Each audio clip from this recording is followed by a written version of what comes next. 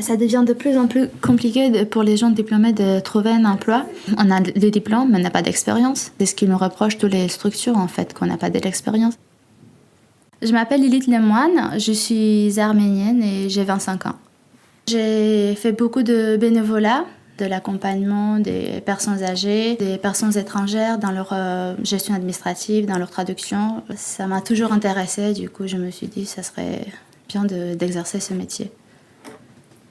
Nos profs ils nous disaient déjà qu'en Bretagne, le métier du social, ça n'embauche pas beaucoup. Tous ceux qui étaient déjà là, vu qu'on était déjà engagés dans notre parcours de formation, ils ont fini leur année, mais il y en a beaucoup qui n'ont pas continué, qui n'ont même pas postulé pour entrer en M2. Je me suis arrêtée en M1 et j'ai cherché de l'emploi.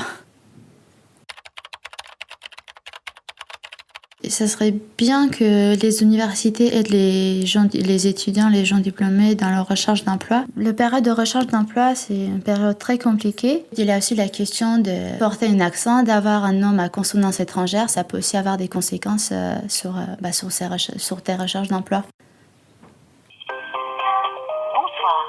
Pôle emploi à votre service. Je me suis déjà inscrite alors que j'étais déjà étudiante. Je me suis dit, je vais prendre en avance. J'ai eu juste une première entretien pour l'inscription qui a duré 1 heure avec ma conseillère.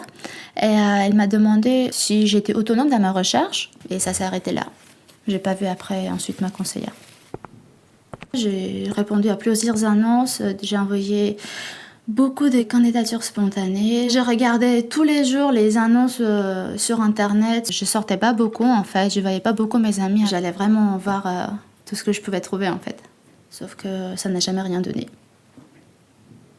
Les réponses étaient négatives, mais essentiellement ils répondaient pas. Disons que j'ai reçu 10% des réponses. Ma candidature n'a pas été retenue.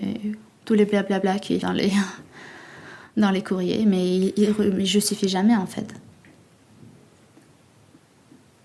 Je me suis inscrite aussi dans plusieurs boîtes intérim pour faire des inventaires, mais même là, on m'a pas prise en fait.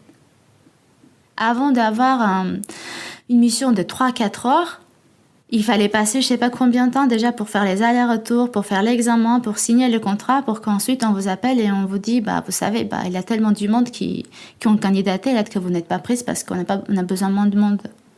Vu que j'arrivais pas à trouver de vrai emploi que j'imaginais de trouver après mon première année de master, je me suis dit je vais me diriger vers service civique, peut-être ça serait beaucoup plus facile vu qu'il demande aucune qualification, aucun diplôme. Alors j'ai fait mon service civique au CRIDEF, qui est le Centre de documentation et d'échange pour la solidarité internationale.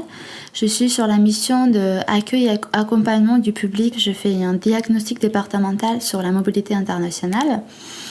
Je travaille également sur un projet de littérature jeunesse pour sensibiliser les enfants sur les questions de citoyenneté internationale et sur les rapports Nord-Sud. Il y a certains points à améliorer, notamment l'indemnité qu'on reçoit qui est à 570 €. Il y a quand même un problème. On va à l'université pour avoir un diplôme, sauf qu'à la fin, on ne peut pas trouver un emploi, donc il faut faire un emploi précaire. J'ai rencontré d'autres services civiques qui faisaient des heures sup, ils faisaient même 48 heures ou plus. Moi, vu que je suis maman, je paye la garde de mon enfant à peu près 460 € par mois. Donc, il me reste même pas 100 € par mois à la fin de ma paye. Financièrement, je pense que je pourrais pas m'en sortir avec l'indemnité que je reçois. Alors que vu que je suis mariée et mon mari il a quand même un CDI, il reçoit à peu près l'équivalent de SMIC par mois, donc on s'en sort. Le service civique que j'ai fait au CRIDEF, c'est un contrat de 10 mois, mais je commence à déjà m'inquiéter pour l'avenir, comme tous les autres services civiques que j'ai rencontrés. Je pense que je vais déjà commencer ma recherche d'emploi pour avoir une marge de temps. Je ne crois pas que je serai embauchée dans la structure où je suis, sachant que c'est une très petite association et avec 3 salariés et ils n'auront pas, je pense, les moyens pour m'embaucher.